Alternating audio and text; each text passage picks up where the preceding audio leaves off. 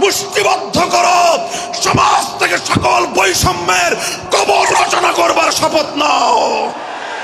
হে হতাশাগ্রস্ত জাতি, আসো আল কোরআনের কাছে, আমরা তোমাদেরকে মুক্তির বার্তা শোনাই, আমরা তোমাদেরকে সান্ত্বনার বাণী শোনাবো।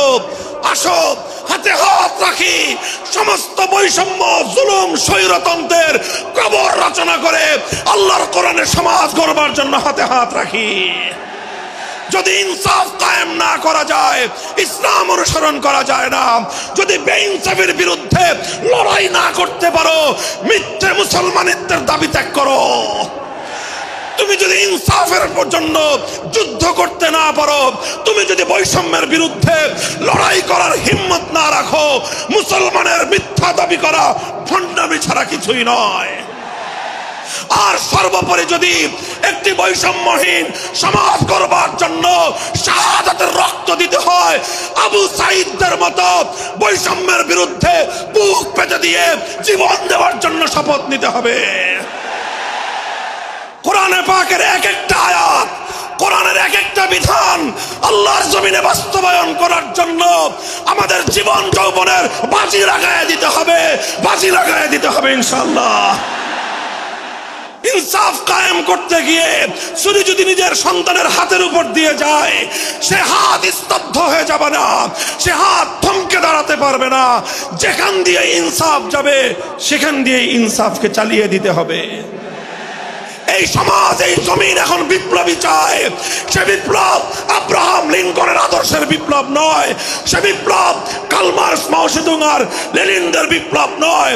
বাংলার মাটি আরেকটা বিপ্লব দেখতে চায়, সে বিপ্লব হবে আল কোরআনের বিপ্লব, সে বিপ্লব হবে ইসলামী সমাজ গঠনের বিপ্লব।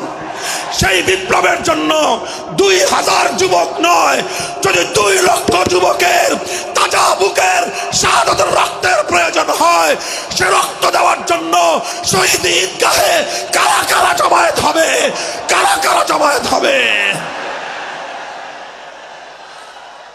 হ্যাঁ, এটা শুধু কথার কথা না, শপথ। এটা কথার কথা না, শপথ। এটা অঙ্গীকার। কার সাথে? কার সাথে? যেই অপরাধ করে মন্ত্রীর দুলাভাই ছাড়া পেয়েছে, যেই অপরাধ করার পরে এমপির শালার শাস্তি হয় নাই, যেই অপরাধ করার পরে শিল্পপতির বিচার হয় নাই, যেই অপরাধ করার কারণে রাজনৈতিক নেতার কোনো বিচার হয় নাই, একই অপরাধ দুর্বল, গরিব, অসহায় মানুষ করার পরে তার উপর আইনের শাসন 100 ভাগের জায়গায় 200 ভাগ বাস্তবায়ন করা হয়।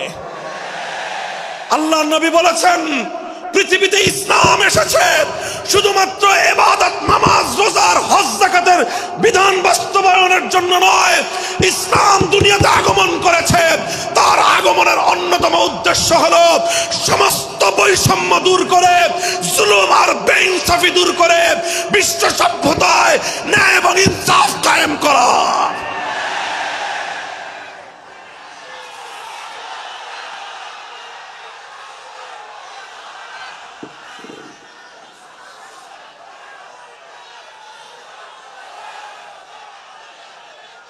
মনে রাখবেন, বৈষম্যহীন সমাজ গড়া এটা শুধু বৈষম্য বিরোধী ছাত্র নেতৃবৃন্দের দায়িত্ব নয়। বৈষম্যহীন সমাজ গড়া এটা শুধুমাত্র বৈষম্য বিরোধী ছাত্র নেতৃবৃন্দের দায়িত্ব নয়। বৈষম্যহীন সমাজ গড়া সর্বপ্রথম আল কোরআনের সৈনিকদের দায়িত্ব। বৈষম্যহীন সমাজ গড়া সর্বপ্রথম আল্লাহর নবীর সত্যিকার উম্মতদের দায়িত্ব। ওঠো, দাঁড়াও, হাত মুষ্টিবদ্ধ করো, সমাজ থেকে সকল বৈষম্যের কবর রচনা করবার শপথ নাও। মুহতারাম হাজিরিন, কথাটা খুব জায়গা লক্ষণীয়, শোনার বিষয়।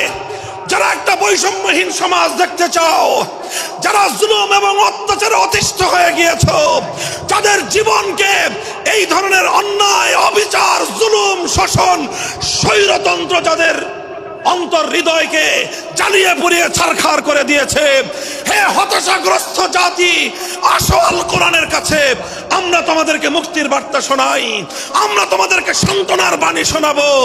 আসো হাতে হাত রাখি, সমস্ত বৈষম্য জুলুম স্বৈরতন্ত্রের কবর রচনা করে আল্লাহর কোরআনের সমাজ গড়বার জন্য হাতে হাত রাখি। দেখেন আল্লাহ পাক রব্বুল আলামিন যুগে যুগে যত নবী রাসূল প্রেরণ করেছেন, যুগে যুগে যত আসমানি কিতাব আল্লাহর পক্ষ থেকে অবতীর্ণ হয়েছে, কেন হয়েছে? শুধুমাত্র মুসল্লিদের সমাজ গড়বার জন্য নয়, শুধুমাত্র রোজাদার সমাজ গড়ার জন্য নয়, অবশ্যই কোরআন এবং কিতাব নাজিল হয়েছে নামাজের জন্য, অবশ্যই কোরআন এবং কিতাব নাজিল হয়েছে রোজা হজ যাকাত সহ আল্লাহ পাকের যাবতীয় বিধান সমাজে বাস্তবায়ন করার জন্য। তবে একমাত্র এটাই উদ্দেশ্য নয়, বরং সমস্ত কিতাব সমস্ত নবী রাসূল দুনিয়াতে আগমন করার অন্যতম একটা মৌলিক লক্ষ্য। কোরআনে পাকের সূরাতুল হাদীদ থেকে তেলাওয়াত করেন, অর্থ বুঝেন, মর্ম বুঝার চেষ্টা করেন। লাকাদ আরসালনা রুসুলানা বিল বায়িনাতি ওয়াল হুদা ওয়া আনজালনা মাআহুমুল কিতাবা ওয়াল মিজান লিয়াকুমান নাসু বিল কিসত। আল্লাহ কোরআন বলছে যে আমি নবী রাসূল পাঠিয়েছি, আসমান থেকে যুগে যুগে কিতাব নাজিল করেছি। এই সব কিছুর অন্যতম একটা উদ্দেশ্য হলো লিয়াকুমান নাসু বিল কিসতি। কোরআন নাজিলের উদ্দেশ্য, নবী প্রেরণের উদ্দেশ্য, শরীয়ত প্রেরণের উদ্দেশ্য, ধর্ম প্রেরণের উদ্দেশ্য হলো, অন্যতম উদ্দেশ্য হলো লিয়াকুমান নাসু বিল কিসতি। মানব সমাজ থেকে অন্যায়, অবিচার, জুলুম, শোষণ দূরীভূত করে ন্যায় এবং ইনসাফ কায়েম করা, এটাই হলো ইসলামের অন্যতম মৌলিক লক্ষ্য। যদি ইনসাফ কায়েম না করা যায়, ইসলাম অনুসরণ করা যায় না। যদি বেইনসাফের বিরুদ্ধে লড়াই না করতে পারো, মিথ্যে মুসলমানিত্বের দাবি ত্যাগ করো। তুমি যদি ইনসাফের জন্য যুদ্ধ করতে না পারো, তুমি যদি বৈষম্যের বিরুদ্ধে লড়াই করার হিম্মত না রাখো, মুসলমানের মিথ্যা দাবি করা ভণ্ডামি ছাড়া কিছুই নয়।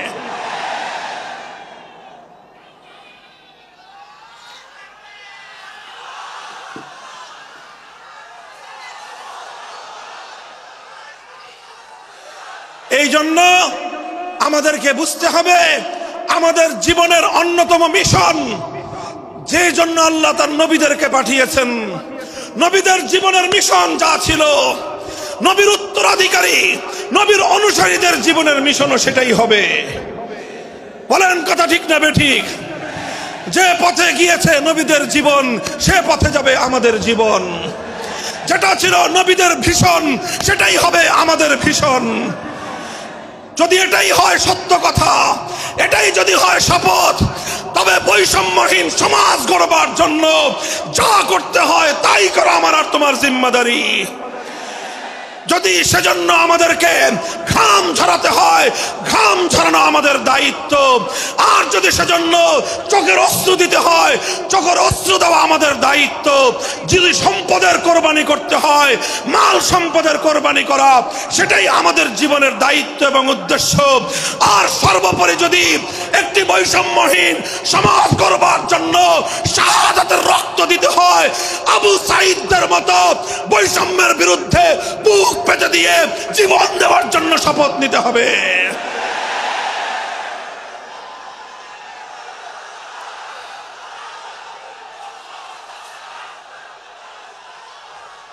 এই প্রস্তুত থাকবেন তো ইনশাআল্লাহ?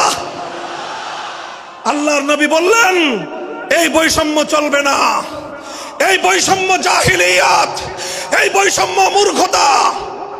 সমাজের মধ্যে নিজের দলের লোক অন্যায় করলে পাকার পার, বিরোধী দলের লোক অন্যায় করলে আইনের শাসনে 100 ভাগের জায়গায় 200 ভাগ। নিজেরা অপরাধ করলে সেই অপরাধীকে ছাড়িয়ে নেওয়ার জন্য সমস্ত আয়োজন। বিপক্ষ মতের লোকজন অপরাধ না করা সত্ত্বেও তাদেরকে কেচোর মতো মাটির গর্ত থেকে ধরে এনে তাদেরকে বিচারের মুখোমুখি দাঁড় করানো, অন্যায়ভাবে তাদের জীবন থেকে তাদের যৌবনের সময়গুলো কেড়ে নেওয়া, বছরের পর বছর অন্ধকার কারা প্রকোষ্ঠে তাদেরকে বন্দী করে রাখা। এই জুলুম এবং অন্যায়ের অবসান যদি না ঘটাতে পারো, পুরুষ এবং যুবক মানুষ হিসেবে আল্লাহর কাছে জবাবদিহিতার সুযোগ থাকবে না। কাজেই তাফসীরুল কোরআন শুধুমাত্র কোরআনের তেলাওয়াতের জন্য নয়, তাফসীরুল কোরআন শুধু আল্লাহর কোরআনের মর্ম বোঝানোর জন্য নয়, আল্লাহর কোরআন তেলাওয়াত করতে হবে, মর্ম বুঝতে হবে, আর তালিমে হিকমতের কর্মসূচির অধীনে কোরআনে পাকের এক একটা আয়াত, কোরআনের এক একটা বিধান আল্লাহর জমিনে বাস্তবায়ন করার জন্য আমাদের জীবন যৌবনের বাজি লাগায় দিতে হবে ইনশাআল্লাহ।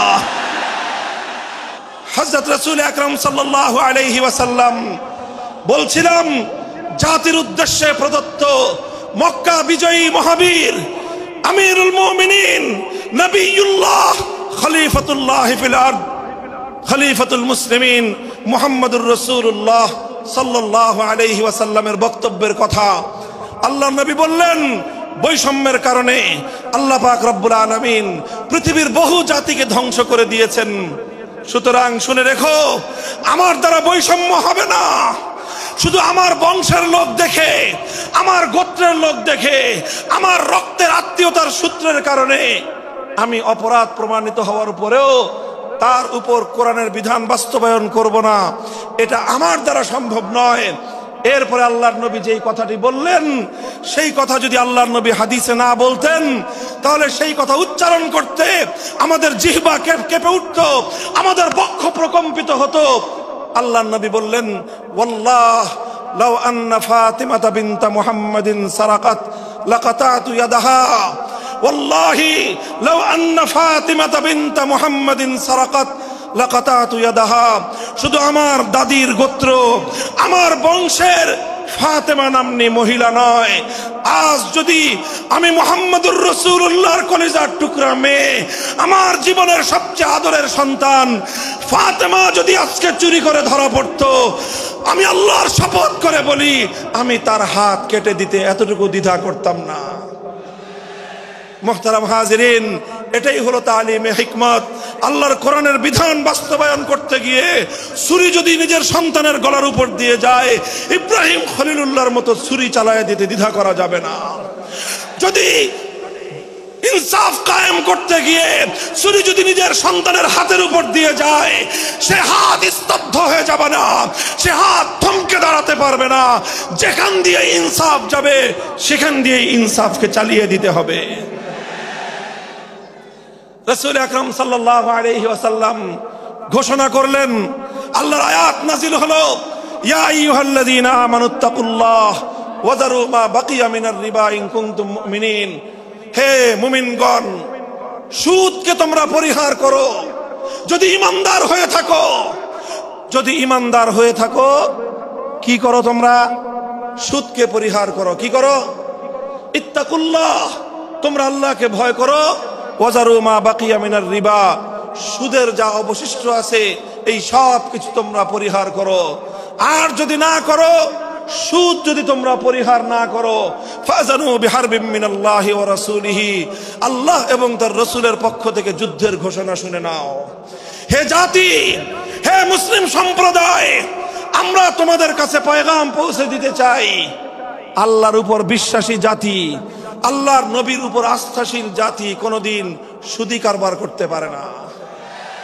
সুদ ভিত্তিক অর্থ ব্যবস্থা দিয়ে তাদের সমাজ চলতে পারে না। আল্লাহর উপর বিশ্বাসীদের সমাজ যদি হয় সুদ ভিত্তিক, তার অর্থ হলো রাত দিন আল্লাহ এবং তার রাসূলের সঙ্গে তারা যুদ্ধে লিপ্ত।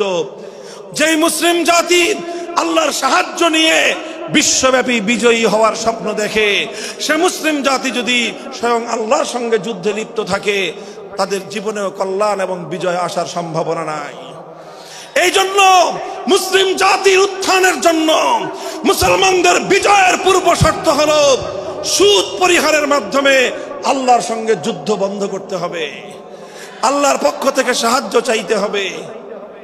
কোরআনের আয়াত, সূরা বাকারার আয়াত, এই আয়াত নাজিল হওয়ার পরে আল্লাহর নবী শুধু তেলাওয়াত করে দায়িত্ব ক্ষান্ত করেন নাই, শুধু সুদের মর্ম বুঝিয়ে নিজের দায়িত্ব ক্ষান্ত করেন নাই।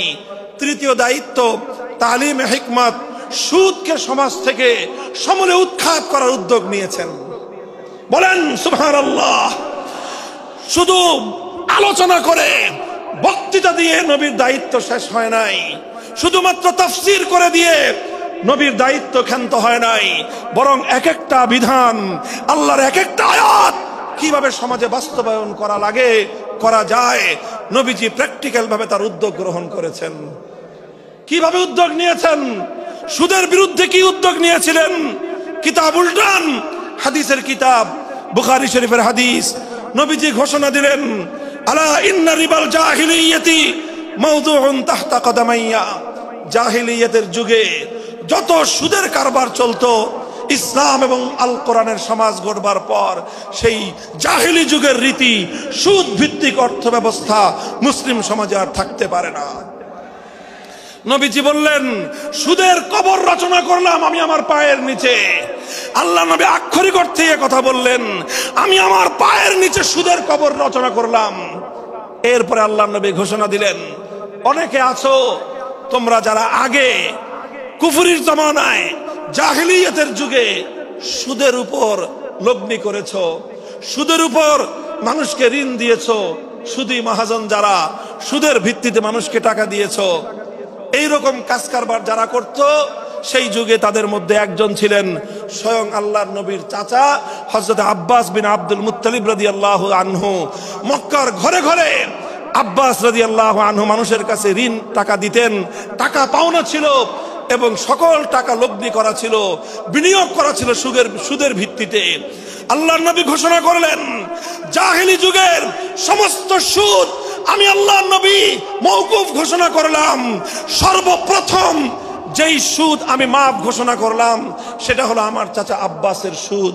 কাউকে আমার চাচার কাছ থেকে যারা ঋণ নিয়েছিল, কেউ আর আমার চাচার সুদ দিতে হবে না, শুধুমাত্র মূল পুঁজিটা ফেরত দিবে। সুদ আজ থেকে কবর রচনা করা হলো। হে মুসলমান, যেই সুদের কবর রচনা করে সেই কবরের উপর ইসলামের বিজয়ের বুনিয়াদ কায়েম হয়েছিল, ইসলামের বিজয়ের কেতন উড়েছিল। অন্যায় বৈষম্যের কবর রচনা করে, সুদ ভিত্তিক অর্থ ব্যবস্থার কবর রচনা করে আজ মুসলমানেরা আবার সেই কবর খুঁড়ে সেখান থেকে জুলুম, অত্যাচার, সুদ ভিত্তিক অর্থ ব্যবস্থাকে কবরের পচা মাল, কবরের মরা পচা করা লাশ মুসলিম সমাজের মধ্যে আবার পুনর্বাসিত করেছে। এজন্যই আজ মুসলমানদের এই অধপতন। যদি মুক্তি চাও, যদি মুক্তি চাও, শুধুমাত্র ইবাদত দিয়ে মুক্তি আসবে না। ইবাদত যেমন করতে হবে, যেরকম নামাজ, রোজা, হজ, যাকাত, তাসবিহ, তাহলিল আদায় করতে হবে, ঠিক একই ভাবে সমাজ সংস্কার করার জন্য সমাজ থেকে জুলুম দূর করতে হবে, বৈষম্য দূর করতে হবে, বেইনসাফি দূর করতে হবে, সুদ ভিত্তিক অর্থ ব্যবস্থার বিরুদ্ধে জাতীয়ভাবে ঐক্য গড়ে তুলে সুদের বিরুদ্ধে যুদ্ধ ঘোষণা করতে হবে। রাজি আছেন তো ইনশাআল্লাহ? আল্লাহ পাক তৌফিক দান করেন। হাত নামান। 3 দফা কর্মসূচি গেল, তালিমে হিকমত সর্বশেষ আলোচনা ও সমাপ্তির দিকে। নবীজির 4 নম্বর কর্মসূচি হলো ওয়া ইউআল্লিমুহুমুল কিতাবা ওয়াল হিকমাতা ওয়া ইউযাক্কিহিম। ইউযাক্কিহিম অর্থ হলো তাজকিয়া। তাজকিয়ার অনেক অর্থ।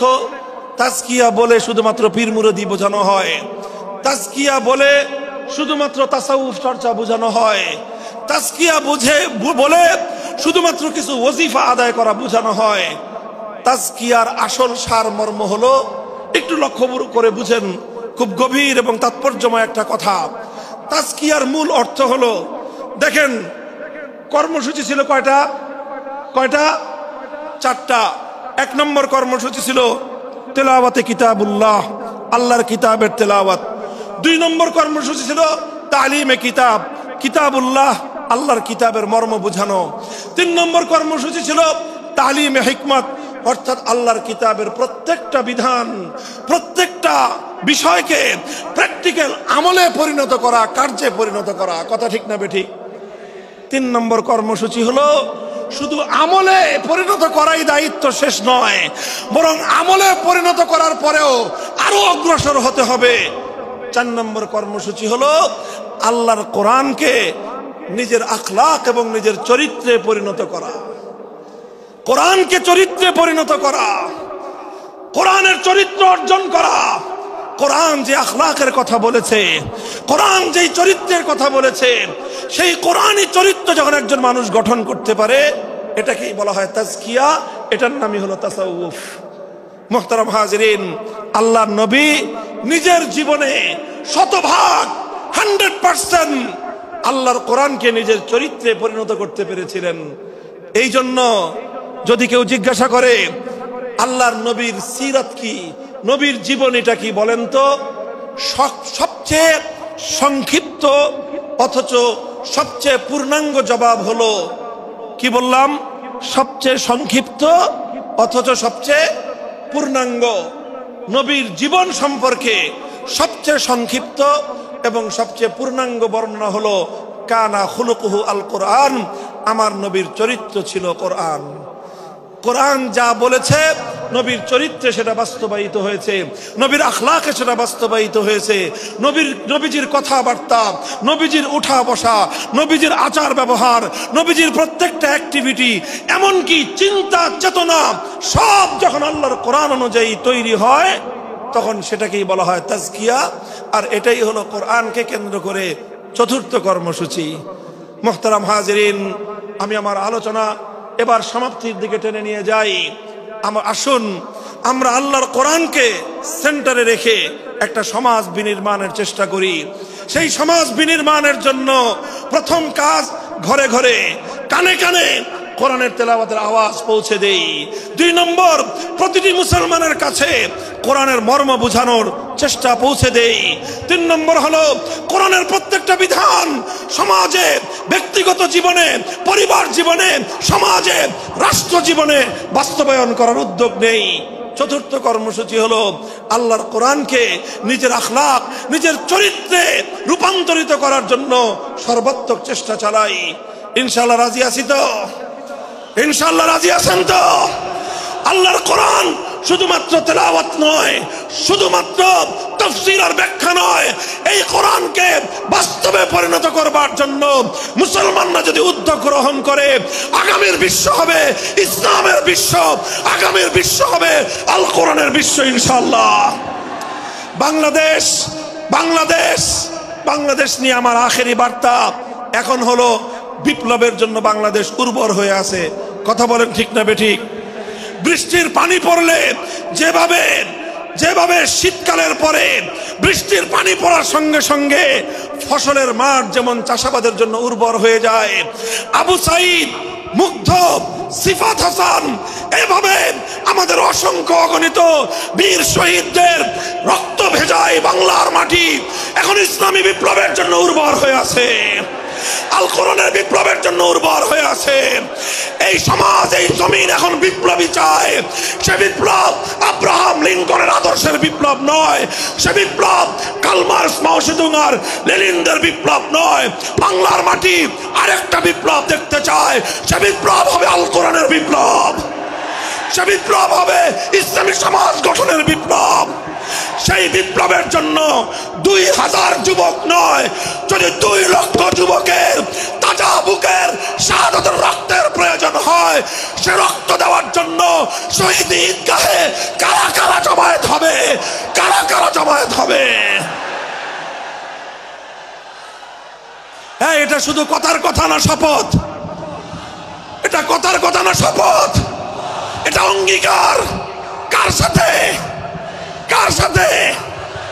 ইনশাআল্লাহ এই শপথ এবং অঙ্গীকারের উপর আমরা আমাদের জীবনের অবশিষ্ট সময়গুলো অতিক্রম করার চেষ্টা করব। করবেন তো ইনশাআল্লাহ? আল্লাহ পাক কবুল করুন, তৌফিক দান করেন।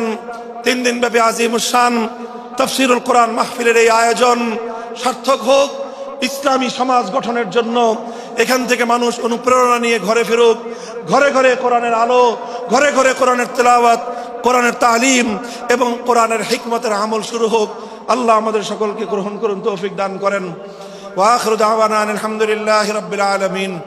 সুবহানাল্লাহি ওয়া বিহামদিহি, সুবহানাকাল্লাহুম্মা বিহামদিক, আশহাদু আল্লা ইলাহা ইল্লা আনতা, আস্তাগফিরুকা ওয়া আতুবু ইলাইক।